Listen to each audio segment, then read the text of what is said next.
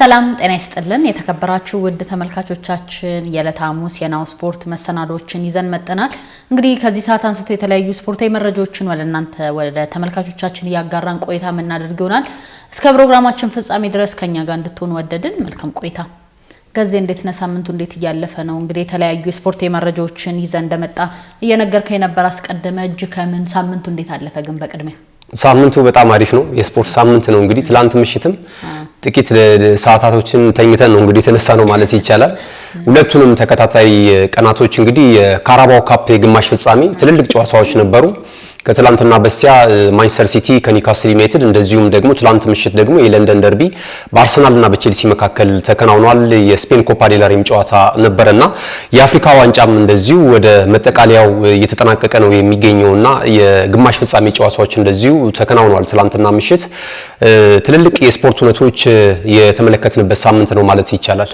እንግዲህ እነዚህና ሌሎች ስፖርታዊ መረጃዎች በተለይ ደግሞ አጫጭር ከዝውውሩ ጋር በተያያዘ ስፖርታዊ መረጃዎችን ወደ ተመልካቾቻችን እያደረስን ቆይታ የምናደርግ ይሆናል። በድጋሜ አብራችሁን ቆዩ። ከሀገር ውስጥ ስፖርታዊ መረጃዎቻችን ብንጀምር መልካም ነው። ገዜ ከ15ኛ ሳምንት የሲቢኢ የኢትዮጵያ ፕሪሚየር ሊግ እንግዲህ ከዛሬ አንስቶ ጨዋታዎች የሚደረጉ ይሆናል። ነገም ከነገወዲያም እንግዲህ በተመሳሳይ መልኩ ጨዋታው ይደረጋል። ዛሬ ኢትዮጵያ መድን ከወልዋሎ አዲግራት ጋር ጨዋታ ያደርጋሉ። ቀን 9 ሰዓት ላይ ነው ይህ ጨዋታ የሚደረገው። ኢትዮጵያ መድን እንደሚታወቀው የአምና ሻምፒዮን ከመሆኑ ጋር ተያይዞ ዘንድሮ ግን 17ኛ ደረጃ ላይ ነው የሚገኘው። በአንጻሩ ወልዋሎ አዲግራትን በተመሳሳይ መልኩ በ19ኛ ደረጃ ላይ ይገኛል። ሌላኛው ጨዋታ ደግሞ ባህር ዳር ከተማ ከመቀለ ሰባ እንደርታ ጋር የሚያደርጉት ጨዋታ ነው። ይህ ደግሞ ቀን 10 ሰዓት ላይ የሚደረግ ይሆናል። ባህር ዳር ከተማ የ7ኛ ደረጃን ይዞ ነው ያለው አሁን ላይ። መቀለ ሰባ እንደርታ እንዲሁ የ16ኛ ደረጃ ይዞ ነው የሚገኘው። የኢትዮጵያ ፕሪሚየር ሊግ እንደቀጠለ ነው ያለው። ያው የኢትዮጵያ ፕሪሚየር ሊግ እንግዲህ ኦቤን የቀጥታ ስርጭት ሽፋን እየሰጠው ነው የሚገኘው። ባለፈው እንግዲህ ያለፉትን አመታቶች ሱፐር ስፖርትስ የዲኤስቲቪ የቀጥታ ስርጭት ሲሰጥ እንደነበር የሚታወስ ነውና በዘንድሮ አመት ካየናቸው የፕሪሚየር ሊጉን በአገር በቀል የቴሌቪዥን ተቋም ይሄም የቀጥታ ስርጭት ማግኘቱ እንደ አዲስ ነገር ሊታይ ይችላል። አንዳንድ ጥቃቅን ነገሮች ጅምር ላይ የታዩ ቢሆንም ነገር ግን ኋላ ላይ ደግሞ እየተሻሻሉ መጥተው የኢትዮጵያ ፕሪሚየር ሊግን በቤቱ ሰው በአቅራቢያ እንዲመለከት የበለጠ እድል የሰጠ ነው ማለት ይቻላል። ይሄም የሚበረታታ ይመስለኛል።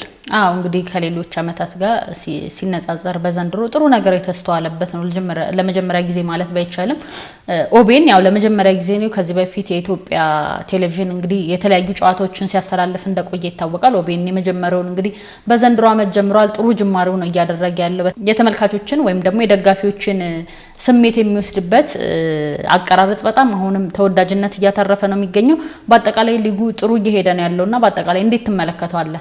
እንግዲህ የኢትዮጵያ ፕሪሚየር ሊግ እንዳልሽው 15ኛ ሳምንት መርሃ ግብር ላይ ደርሷል። ዛሬ ደግሞ የ15ኛ ሳምንት መርሃ ግብር ጨዋታዎች በአዲስ አበባ ስቴዲየም እና እንደዚሁም ደግሞ በአዳማ ሳይንስና ቴክኖሎጂ ዩኒቨርሲቲ ስቴዲየም ቀጥለው የሚከናወኑ ነው የሚሆነውና ሲዳማ ቡና አሁንም መሪ ሆኖ የቀጠለበትን ሂደት እየተመለከትን እንገኛለን። ወደ 29 ነጥቦችን ይዞ በደረጃ ሰንጠረዡ ላይ ማለት ነውና የኢትዮጵያ ፕሪሚየር ሊግ ምናልባት በዚህ አመት ፉክክሩን ስትመለከቱ አዲስ ሻምፒዮና ክለብን ልንመለከት የምንችልበት እድል አለ። ያለፉትንም ጊዜያቶች ጥሩ ነበረ ሲዳማ ቡና። ዘንድሮም በተሻለ ሁኔታ እየተመለከትነው ነው የምንገኘው። የደረጃ ሰንጠረዡንም እየመራ ነው የሚገኘውና ዛሬ ጀምረው እንግዲህ የሚደረጉ ጨዋታዎች አሉ። የተወሰኑ የሰዓት ማሻሻያ የተደረገባቸውም ጨዋታዎች እንዳሉ መረጃዎች እየወጡ ነው የሚገኙትና ዛሬ እንግዲህ የአዲስ አበባ ስቴዲየም ላይ የሚደረገው ጨዋታ ተጠባቂ ነው። ከዛም ባለፈ ደግሞ እንደዚሁ በአዳማ ሳይንስና ቴክኖሎጂ ዩኒቨርሲቲ ስቴዲየም የሚደረግ አንድ ጨዋታ ለዛሬ ሁለት ጨዋታዎች ናቸው የሚከናወኑት በኢትዮጵያ ፕሪሚየር ሊግ። በአጠቃላይ እንግዲህ የደረጃ ሰንጠረዡን ለመግለጽ ያክል ሲዳማ ኢትዮጵያ በ29 ነጥብ የአንደኛ ደረጃነትን ሲይዝ፣ ነገሌ አርሲ በ25 ነጥብ የሁለተኛ ደረጃነትን ይዟል። ፋሲል ከተማ በ25 ነጥብ የሶስተኛ ደረጃነትን ሲይዝ፣ ሐዋሳ በ24 ነጥብ፣ ኢትዮ ኤሌክትሪክ በ22 ነጥብ የአራተኛና የአምስተኛ ደረጃነትን ይዘዋል። ያው ትክክል እንግዲህ የኢትዮጵያ ፕሪሚየር ሊግ እንዳልሽው ጥሩ ፉክክርን እየተመለከትንበት እንገኛለን። ከነገና እንዲሁም ከነገ በስቲያም ደግሞ የሚደረጉ የሊጉ ቀጣይ ጨዋታዎች አሉ ማለት ነውና እንግዲህ በአገኙት አማራጭ በተለይ አዲስ አበባ ስቴዲየም ላይ የሚደረጉትን ጨዋታዎች የአዲስ አበባ የእግር ኳሱ ቤተሰቦች እንዲከታተሉ እንጋብዛቸዋለን። ተመልካቾቻችን የሀገር ውስጥ ስፖርታዊ መረጃዎቻችን የተመለከታችሁት ይመስል ነበር። ከጥቂት ቆይታ በኋላ ወደ ባህር ማዶ ተሻግረን የተለያዩ ስፖርታዊ መረጃዎችን ወደ እናንተ ያደረስን ቆይታ የምናደርግ ይሆናል። አብራችሁን ቆዩ። ካሽጎ በየትኛውም ዓለም ሆነው በማንኛውም ሰዓት ለወገኑ የሚደርሱበት ፈጣን የገንዘብ መላኪያ ተከፈተሎ። ማስተርና ቪዛ ካርዶን በመጠቀም ከ5 እስከ 20 ዶላር የሚልኩበት አዲስ የገንዘብ መላኪያ መንገድ። ካሽጎን ለየት የሚያደርገው የትኛውም የገንዘብ ዝውውር በፍጥነት አገልግሎት ከመስጠቱም ባሻገር ለማንኛውም አገልግሎት ምንም አይነት ክፍያ አለመጠየቁ ነው። በአገራችን ታሪክ ገንዘብን ከውጪ ወደ ሀገር ቤት በማስተላለፍ በመተግበሪያ መልክ አገልግሎት መስጠት የጀመረው የመጀመሪያው ሀገር በቀል የገንዘብ መላኪያ ዘዴ ካሽጎ ከ4500 በላይ ባሉ የባንክ ቅርንጫፎች አገልግሎት እየሰጠ ይገኛል። ገንዘቦን በሰኮንዶች ልዩነት ውስጥ ይፈልጉ በአካውንቶ ወይንም በእጆ ቆጥረው የሚወስዱበት ልዩ ዘዴ። በቅርቡ ሁሉንም ኢትዮጵያዊ ባለቤት ለማድረግ ጉዞ የጀመረው ካሽጎ ዛሬውኑ መተግበሪያውን በስልኮ ላይ በመጫን የአገልግሎቱ ተጠቃሚ ሆኑ። ፍጥነት መለያችን፣ ኢትዮጵያን መክፈቻችን፣ ካሽጎ ነው መላኪያችን። ካሽጎ የአዲሱ ትውልድ ብራንድ። 35ኛው የአፍሪካ ዋንጫ የግማሽ ፍጻሜ ጨዋታ ትላንት እየተስተናገደ ነበር። ሞሮኮ እንግዲህ ከ22 ዓመታት በኋላ ለፍጻሜ ማለፍ ችላለች። በአጠቃላይ 2 ጨዋታ ነበር የተካሄደው። በተራ ብንመለከት እንግዲህ ሴኔጋል ከግብጽ ጋር እንግዲህ 1-0 በሆነ ውጤት ሴኔጋል በማሸነፍ ለፍጻሜ ማለፍ ችላለች። ሳዲዮ ማኔ ባገባት ብቸኛ ጎል ነው እንግዲህ ሴኔጋል ለፍጻሜ ያለፈችው። በጣም ብዙ ፉክክር ይደረግበታል ተብሎ ከተጠበቁ ጨዋታዎች መካከል አንዱ ይሄ ነውና እንዴት አየኸው ጨዋታውን? ምን ይመስል ነበረ? እንግዲህ ግብጾች ዘግተው ነበር ሲጫወቱ የነበሩት። የሁለቱ ብሔራዊ ቡድን ጨዋታ በተለይ የሴኔጋልና የግብጽ ጨዋታ በጣም ጥሩ ሰዓት ነው የተከናወነው። 2 ሰዓት ላይ ነው ምሽት ላይ ጅማሮን ያደረገውና ብዙ የእግር ኳሱ ቤተሰቦች የተከታተለው ጨዋታ ነው ብዬ አስባለሁኝ። በተለይ ደግሞ የቀድሞ የሊቨርፑል የፊት መስመር ተጫዋቾች ሳዲዮ ማኔና መሐመድ ሳላህ እርስ በርስ የተገናኙበት ነው ከረጅም ጊዜያት በኋላ ማለት ነውና ሁለቱ ብሔራዊ ቡድኖች ደግሞ በተለይ ከዚህ ቀደም በአፍሪካ ዋንጫ የውድድር መድረክ 2021 ላይ የፍጻሜ ተፋላሚ ነበሩ። በመለያ ምት እንግዲህ የሴኔጋል ብሔራዊ ቡድን የዋንጫ ክብሩን ማሳካቱ የሚታወስ ነው በማሸነፍ ያንን ጨዋታ ማለት ነውና ይሄም በቀል ነበረባቸው። ከዛ ባለፈ ደግሞ እንደዚሁ በዓለም ዋንጫም ጥሩ ማለፍ ወይም የማጣሪያ እንደዚሁ መድረክ ላይም ተገናኝተው የሴኔጋል ብሔራዊ ቡድን የግብጽ ብሔራዊ ቡድንን ጥሎ ማለፉም የሚታወስ ነውና በተደጋጋሚ እንግዲህ የሴኔጋል ብሔራዊ ቡድን በትር እያረፈባት ነው የምትገኘው ማለት ይቻላል የግብጽ ብሔራዊ ቡድን። በዚህ ሂደት ውስጥ ይሄንን ተመልክተናልና ትላንት ምሽት ይሄንን ለመበቀል ወደ ሜዳ ይገባሉ ተብሎ ቢጠበቅም የሴኔጋል ብሔራዊ ቡድን በተለይ በአንጋፋው የፊት መስመር አጥቂ ሳዲዮ ማኔ አማካኝነት 78ኛው ደቂቃ ላይ በጣም ግሩም ጎል ነው ከ16 ከ50 ውጪ ያስቆጠራት ጎል እንግዲህ ወደ ዋንጫው ሽሚያ እንዲያልፉ አስችሏቸዋል ማለት ነው። የመሐመድ ሳላህ ደግሞ አጠቃላይ የአፍሪካ ዋንጫ ጉዞ ያለ ዋንጫ ክብር እንደዚሁ መጠናቀቁን የሚያሳዩ ምልክቶች ናቸው ማለት ይቻላል።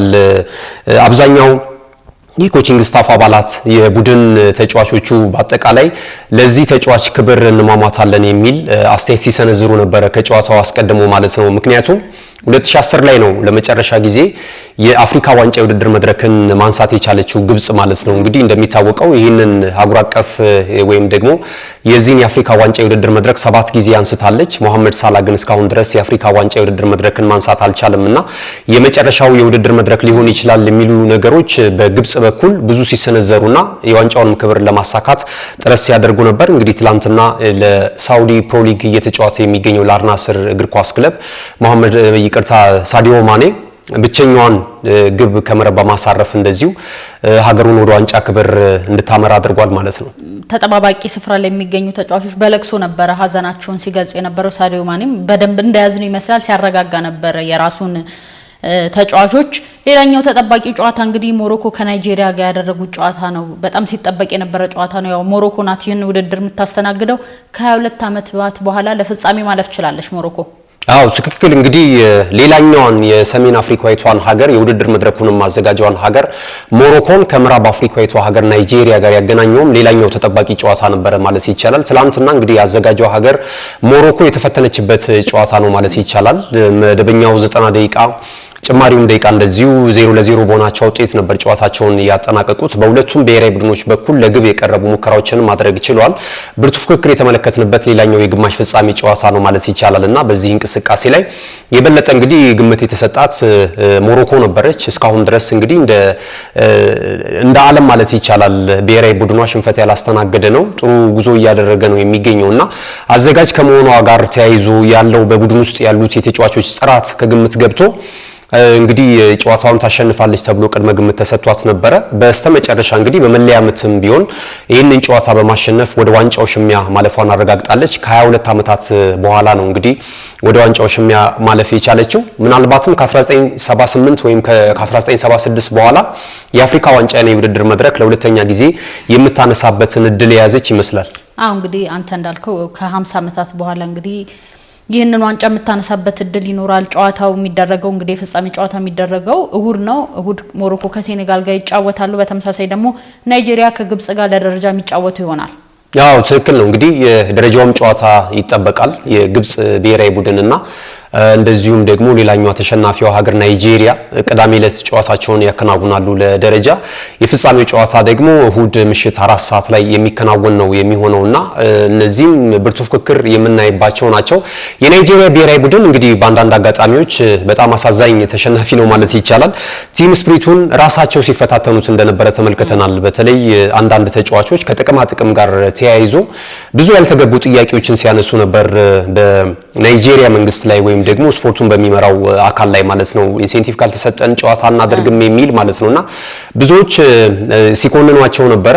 ይህ አይነት ጉዳይ ደግሞ እንደዚህ አይነት ውጤት እንዲያስመዘግቡም የራሱን አስተዋጽኦ ሊኖረው ይችላል። በእግር ኳስ እንግዲህ አንዳንድ ጊዜ ከባቢው ሰላማዊ ሲሆን የበለጠ ለውጤት ያደርሳል የሚሉ ነገሮች ስለሚያያዙ እንደዚህ አይነት ነገር እንግዲህ አስተናግዷል ማለት ነው። ናይጄሪያ እንግዲህ በቀጣይ ለደረጃ ጨዋታውን የሚያከናውን ይሆናል።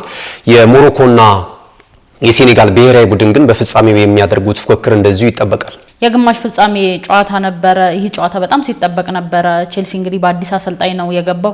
አርሰናልም እንግዲህ የካራባው ካፕን ዋንጫ ያነሳል ተብሎ ይጠበቃል። ያው በዋንጫዎች ይታጀባል ተብሎ ስለሚጠበቅ የዘንድሮ ዓመት አንደኛው ደግሞ የካራባው ካፕን ያነሳል ተብሎ ነው የሚጠበቀው። አርሰናል ስታንፎርድ ብሪጅ ላይ እድል ቀንቶታል። 3-2 በሆነ ውጤት ነው ማሸነፍ የቻለው። ዮኬሬሽም እንግዲህ ወደ ጎል አግቢነቱ ተመልሷል። አዎ ትክክል። እንግዲህ የእንግሊዝ ሊግ ካፕ የግማሽ ፍጻሜ ጨዋታዎች ከትላንትና በስቲያ ምሽት ጀምረው ነው የተከናወኑት። ማንቸስተር ሲቲ አስቀድሞ የመጀመሪያ ጨዋታውን ወደ ሴንት ጄምስ ፓርክ ስቴዲየም አቅንቶ ኒውካስል ዩናይትድን 2-0 በሆነ ውጤት አሸንፎ መመለሱ የሚታወስ ነው። ትላንት ምሽት ደግሞ የለንደን ደርቢ በዚህ በካራባው ካፕ የግማሽ ፍጻሜ የመጀመሪያ ዙር ጨዋታ እንደዚሁ ስታንፎርድ ብሪጅ ላይ ተከናውኖ እንግዲህ አርሰናል ከሜዳው ውጪ አቅንቶ ወሳኙን 3 ነጥብ ወይም ደግሞ የመጀመሪያውን ዙር በአሸናፊነት ያጠናቀቀበትን ውጤት ማስመዝገብ ችሏል ማለት ነው። ጨዋታው እንግዲህ 3-2 በሆነ ውጤት በመድፈኞቹ አሸናፊነት ነው የተጠናቀቀው። አስቀድሞም ስለ ጨዋታው ብዙ ነገር ሲባል ነበር። በተለይ የቼልሲው አሰልጣኝ የሰጡት አስተያየት የበለጠ የአርሰናል ደጋፊዎች ጨዋታው እንዲጠበቅ ጓግተው ነበር። ምክንያቱም ይህንን ጨዋታ በበለጠ በአሳማኝነት አሸንፈን አሰልጣኙ አርሰናል ማለት ምን እንደሆነ ቀላልም ጨዋታ እንዳልሆነ እናሳያለን የሚል ዛቻ እንደዚሁ ይህን አይነት ነገር ሲያስተጋቡ እንደነበረ እናስታውሳለን። እንግዲህ ትላንትና በእንደዚህ አይነት ወኔ ነው የገቡት። አሰልጣኝ ሚካኤል አርቴታም ግብ ጠባቂውን የተወሰኑ ተጫዋቾችን ነው ለውጥ ያደረገው። በአጠቃላይ ለፕሪሚየር ሊጉ የሚጠቀምባቸውን በዋና አሰላለፍ ውስጥ የሚከተላቸውን ተጫዋቾች ናቸው ያስገባው። ራያ በርግጥ ረፍት ላይ ነው የሚገኘው። ኬፓ አሪዛባላጋ ትላንትናም በተከታታይ ጨዋታ የኤፍኤ ካፑ ጨዋታው ላይም ተመልክተነው ነበር። አሁንም ሁለተኛ ጨዋታውን አድርጓል። በድልም እንደዚሁ መደምደም የቻለበትን ውጤት ነው ማስመዝገብ የቻለው። በትላንቱ እንቅስቃሴ ላይ እንግዲህ ወደ ጨዋታው ከገባን ቤን ዋይት እጅግ በጣም አስገራሚ እንቅስቃሴ ሲያደርግ እንደዚሁ ተመልክተነዋል። በእንደዚህ አይነት ሁኔታ ውስጥ ነው ጨዋታውን የጀመረው። ግብ ማስቆጠር ችሏል። ከዛ ባለፈ ደግሞ አንድ ለጎል የሆነ ኳስም እንደዚሁ አመቻችቶ ማቀበል የቻለበትን አጋጣሚ ተመልክተናል። በግራ መስመር ላይ ለውጥ አድርገዋል። ካላፊዮሪና ሉዊስ ስኬሊ አልነበሩም ትላንትና። ይህንን ቦታ እንዲሸፍን የተደረገው የቀኝ መስመር የተመላላሽ ተጫዋቹ ኔዘርላንዳዊ ተጫዋች ቲምበር ነበረ። በዛ መስመር ላይ ቤን ዋይት ደግሞ የግራ መስመሩን የቀኝ መስመሩን ይዞ ሲጫወት ተመልክተናልና ትላንት እንግዲህ በዚህ በግራ መስመር ላይ ቲምበር ጥሩ እንቅስቃሴ ሲያደርግ ተመልክተናል። የበለጠ ግን ግራ መስመር ላይ የተፈጥሯዊ ቦታ ላይ ሆኖ ሲጫወት የነበረው ደግሞ ቤን ዋይት የሚገርም ሆኗል። ከዚህ ቀደም እንግዲህ ከዝውውር ጋር በተያያዘ የመርሲሳይዱ ክለብ ኤቨርተን ይህንን ተጫዋች ለማስፈረም ፍላጎት እንዳሳየ ሲገለጽ ነበርና ተጫዋቹ በዚሁ በአርሰናል ቤት የሚቆይ ከሆነ ምን ያህል አቅም እንዳለውና አርሰናል በሚፈልገው ሁኔታዎች ዝግጁ መሆኑን ያሳየበትን እንቅስቃሴ ነው የበለጠ መልእክት ማስተላለፍ የቻለው ማለት ነው። በትላንቱ ጨዋታ እንዳልሽው ቪክቶር ጆኬሬሽ ደግሞ ወደ ግብ አግቢነቱ መመለሱ ደግሞ የበለጠ ለአርሰናል ፎይታ ነው ማለት ይቻላል። ከዚህ ቀደም ሲተች ነበር በብዙ ጨዋታዎች ላይ። እንግዲህ ከጨዋታው በኋላ ሁለቱም አሰልጣኞች አስተያየት ሰጥተው ነበር። ሊያም ሮሲኒየር እንግዲህ ቡድኑ ባሳየው እንቅስቃሴ ደስተኛ እንደሆነ ገልጿል። ግን ከቆመ ኳስ ያው በተለይ የመጨረሻው ኳስ እንደምታወቀው ከቆመ ኳስ ነው የገባባቸውና በጣም አዝነው እንደነበረ ገልጿል። አርቴታ እንዲህ ከዚህ በተሻለ ሁኔታ መንቀሳቀስ እንችል ነበር፣ ግን በውጤቱ ደስተኛ እንደሆነ ገልጸዋል። ያው ሲጠበቅ ከነበረው አኳያ አርሰናል ጥሩ እንቅስቃሴ ነው ያደረገው። ቼልሲም እንግዲህ አንተ እንዳነሳው አስቀድሞ የመፎከር ቀለል ያለ ጨዋታ ነው የሚኖረን የሚል አስተያየት አሰልጣኙ ሲሰጥ ነበር። እንግዲህ የደርሶ መልስ ጨዋታ እንደመካሄዱ ከ18 ቀናት በኋላ በአርሰናል ሜዳ ማለትም በኤሚሬትስ ጨዋታቸውን የሚያደርጉ ይሆናል። የሁለቱ አሸናፊዎች ደግሞ ከማንቸስተር ሲቲ ወይም ደግሞ ከኒውካስል ዩናይትድ አሸናፊ ጋር የፍጻሜ ጨዋታ የሚያደርጉ ይሆናል። ትክክል ነው። እንግዲህ አርሰናል ለአራትዮሽ የዋንጫ ክብር እየገሰገሰ የሚገኝ ጠንካራ ክለብ መሆኑን በተደጋጋሚ እያስመሰከረ ይገኛል። የዚህ የካራባው ካፕ እንግዲህ 90 ደቂቃዎች ናቸው የሚቀሩት ወደ ፍጻሜው ለማምራት ማለት ነው።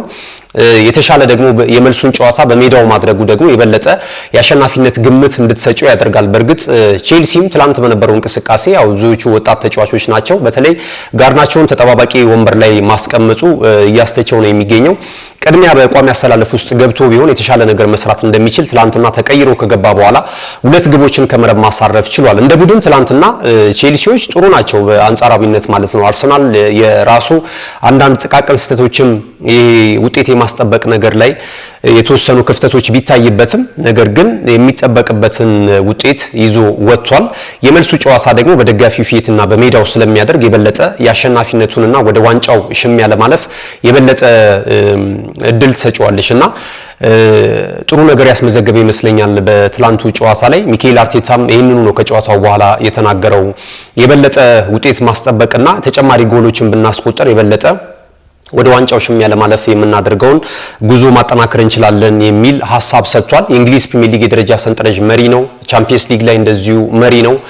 በኤፍኤ ካፕ አራተኛ ዙርን መቀላቀል ችሏልና ብዙዎቹ አሁን የአርሰናል ተጫዋቾች ተነሳሽነታቸው እጅግ በጣም የሚገርም ነው። አሁን ዊሊያም ሳሊባም በትላንቱ እንቅስቃሴ ጨዋታው ከተጠናቀቀ በኋላ የዋንጫ ክብሮችን ማሳካት እንፈልጋለን፣ ለዚህ ታማኝ ደጋፊያችን ረጅም ዓመታት ሲታገዘን ለነበረ ደጋፊያችን የዋንጫ ክብር ይገባዋልና ወቅቱም አሁን ነው የሚል አስተያየት ሰጥቷል። ሁሉንም የዋንጫ ክብሮች ማሳካት ፍላጎት እንዳላቸው ነው እየገለጹ የሚገኙትና በክለብ ውስጥ ወይም በቡድን ውስጥ ያለው ተነሳሽነት እጅግ በጣም የሚገርም ነው። ቼልሲ ደግሞ ያው ትራንዚሽን ላይ ነው የሚገኘው። አሰልጣኝ ቀይሯል። እኚህም አሰልጣኝ ያን ያህል ብዙ ያዘልቁታል ተብሎ አይገመትም። በቀጣይነት ምናልባት በቋሚነት የተሻለ አሰልጣኝ ሊያመጡ የሚችሉበትም እድል እንዳለ እየተነገረ ነው የሚገኘው ማለት ነውና የመጀመሪያ ጨዋታቸውንም እኚህ አሰልጣኝ በሽንፈት እንደዚሁ ሁለተኛ ጨዋታቸው ነው። የመጀመሪያውን ጨዋታ ያው በኤፍኤ ካፕ ማሸነፋቸው የሚታወስ ነው። ይሄ ሁለተኛው ጨዋታ ሽንፈት ገጥሟቸዋል። እንዳልሽው እንግዲህ ከቀናቶች በኋላ የመልሶቹ ጨዋታዎች ይደረጋሉ ማለት ነው።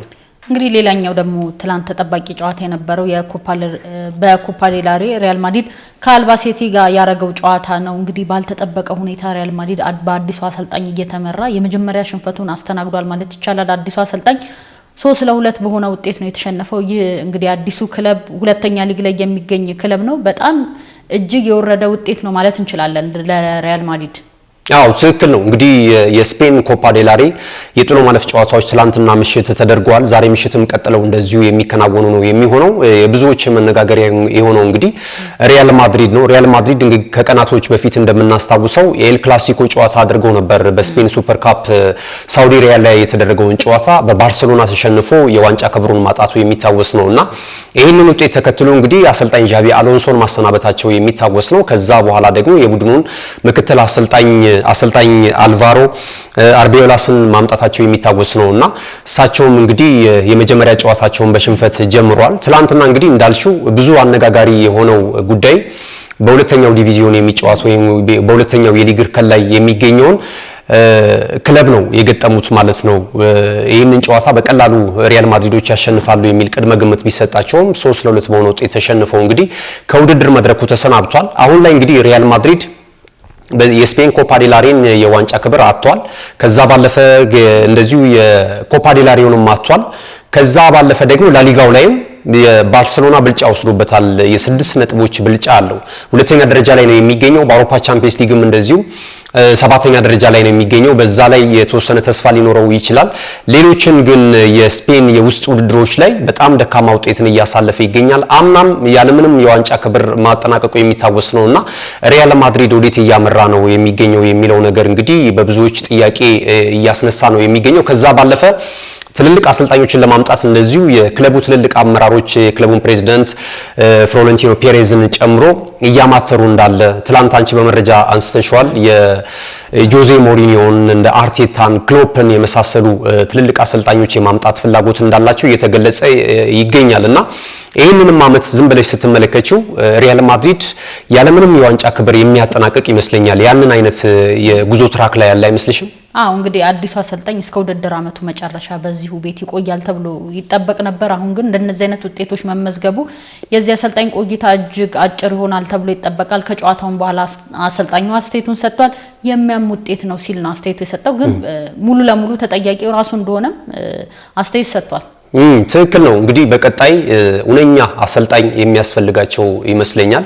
ሪያል ማድሪድ ውስጣዊ ችግሩንም ከተጫዋቾች ጋር በተለይ የኮቺንግ ስታፍ አባላቶችና ጃቪ አሎንሶና እንደዚሁ የተጫዋቾች የገቡበት ሰጣ ገባ ቡድኑን እያቃወሰ እንደዚህ አይነት ጉዳይ ላይ እንደዚህ አይነት ደረጃ ላይ አምጥቷቸዋልና በቀጣይ የበለጠ እንግዲህ አጽንኦት ሰጥተው ለቡድኑ የሚመጥን ትልቅ አሰልጣኝ ያመጣሉ ተብሎ ነው እንግዲህ የመገናኛ ብዙሃን እየዘገቡ የሚገኙት። የሪያል ማድሪድ ደጋፊዎች ግን አሁን እየተመዘገበ ባለው ውጤት ደስተኛ ለመሆናቸውና ተቃውሟቸውን እያስተጋቡ ነው የሚገኙት። እንግዲህ በቀጣይ ሪያል ማድሪድ በምን አይነት መልኩ ልንመለከተው እንችላለን ይጠበቃል። ዛሬ እንግዲህ የዚሁ የስፔን ኮፓ ዴላሬ የጥሎ ማለፍ 16 ጨዋታዎች ቀጥለው ሲከናወኑ እንደዚሁ የራይሲንግ ከባርሴሎና ጋር ጨዋታቸውን ያደርጋሉ። ባርሴሎና ከሜዳ ውጪ ነው ይህን ጨዋታ ምሽት 5 ሰዓት ላይ የሚያከናውነው። ወደ ቀጣዩ ዙር ለማለፍ ይህንን ፍልሚያ ያደርጋል ተብሎ ነው የሚጠበቀው።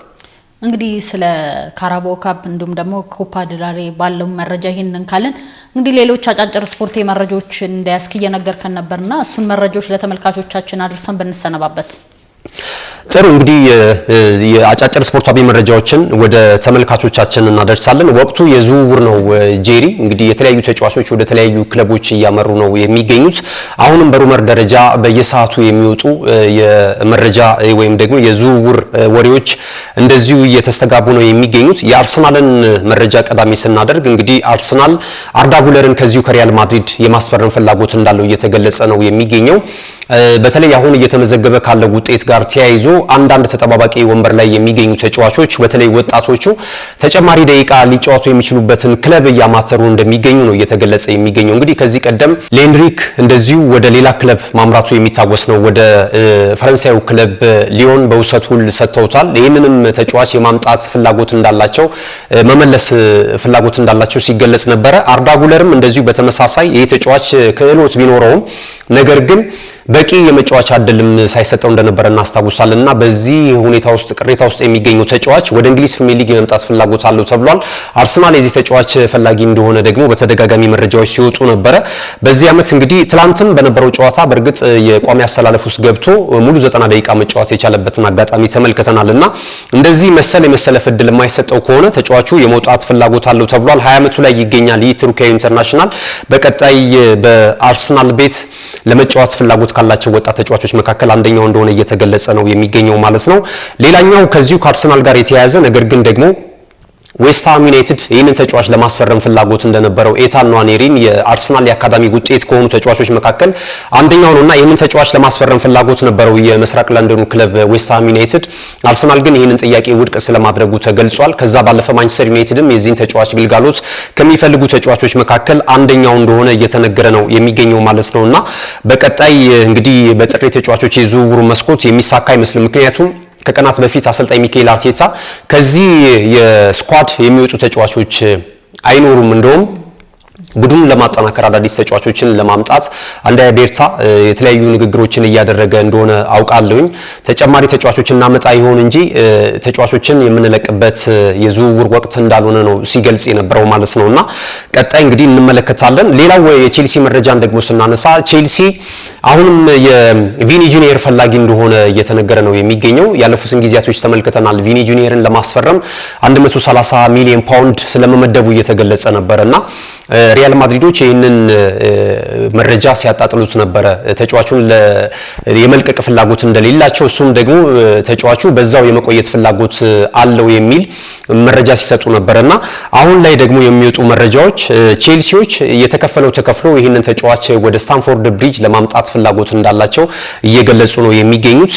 እስከ 150 ሚሊዮን ፓውንድ ድረስ የተጫዋቹን ፊርማ ለማግኘት እንደዚሁ ሰማያዊዎቹ ወጪ የሚያደርጉበት ሂደት እንዳለ እየተነገረ ነው የሚገኘው። የማንቸስተር ዩናይትድን ጉዳይ ስናነሳ ደግሞ ማንቸስተር ዩናይትድ እንደዚሁ ኤሊዮት አንደርሰን ላይ አነጣጥሮ እየሰራ እንዳለ ይህንን ተጫዋች ለማስፈረም ፍላጎት አላቸው። የ6 ቁጥር ሚና ያለው ተጫዋች ፍላጎት አላቸው የማምጣት ማለት ነው። በዚህ የጥር ተጫዋቾች የዝውውር መስኮት ላይ ብዙ ተጫዋቾችን እያማተሩ ቢገኙም ለምሳሌ እንደነ ካርሎስ ባሌባ ሌላኛው እንደዚሁ ተጫዋች የአዳም ዋርተንን እንደዚሁ ለማምጣት ከክሪስታል ፓላስ ፍላጎት አላቸውና የበለጠ ግን ኤሊዮት አንደርሰን ተመራጭ ተጫዋቻቸው እንደሆነ እየተገለጸ ነው የሚገኘው ማለት ነውና በዚህ በጥሬ ተጫዋቾች የዝውውር መስኮት ላይ አሁን የመጣው ጊዜያዊው አሰልጣኝ ማይክል ካሪክ ይህ ተጫዋች እንዲመጣላቸው ፍላጎት ወይም ተጽዕኖ እያሳደሩ ነው የሚገኙት በክለቡ አመራሮች ላይ የሚሉ መረጃዎች በርከት ብለው እየተመለከትን ነው የምንገኘውና ይህንን አይተናል። እንግዲህ በምሽቱ የስፖርት ዜና ወጃችን ላይ ደግሞ የተለያዩ ያልተሰሙ ወቅታዊና አዳዲስ ስፖርታዊ መረጃዎችን ይዘን ከተመልካቾቻችን ጋር ዳግም የምንገናኝ መሆኑን በዚህ አጋጣሚ መግለጽ እንፈልጋለን። ጄሪ ገዜ ስለሰጠን ስፖርታዊ መረጃ ከልብ አድርገን እናመሰግናለን። ተመልካቾቻችን የዕለተ ሐሙስ የናሁ ስፖርት መሰናዷችን ይህን ይመስል ነበረ። መልካም ቀን።